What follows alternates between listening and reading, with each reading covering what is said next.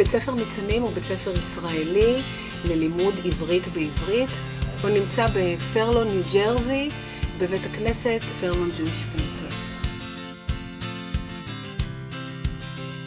ניצנים הוא בית ספר קהילתי.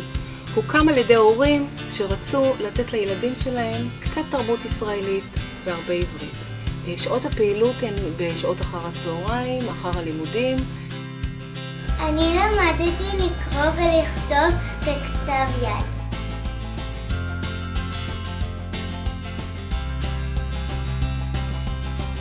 אני אוהבת שהילד שלי חווה תרבות ישראלית, לומד עברית, לומד לקרוא, לומד לכתוב בעברית, נמצא עם ילדים ישראלים בגילו, לומד לשיר שירים ישראלים. פינה ישראלית נעימה, פשוט לחוות חוויה ישראלית אמיתית. הילדים שמגיעים לכאן הם מכיתת הגן וכלה בכיתת בני מצווה, כיתה ו'. אנחנו מלמדים את כל חגי ישראל, חוגגים בבית הספר, את כל החגים, משתפים את כל הקהילה בחגיגות הללו.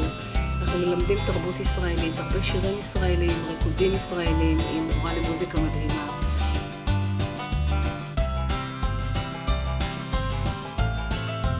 אני הכי אוהבת חג פורים כי אני מתחפש ואוכל אוזני המן.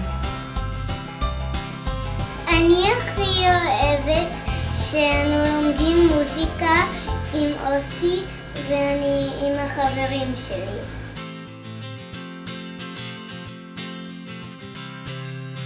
יש לנו תוכנית מאוד מאוד מעניינת לכיתה ו', כיתת בני המצווה, שדנה בהיבטים של החיים פה בארצות הברית, איך הילדים מתקשרים לקהילה הישראלית, לקהילה היהודית, איך הם רואים את עצמם, וכמובן דנה בזהות שלהם ואיך הם רואים את עצמם כשהם יגדלו. ניצנים זה מקום שבו הילדים יכולים לחוות חלק מהילדות הישראלית שאנחנו חווינו, ובמקביל ללמוד ולקרוא עברית כמו בארץ.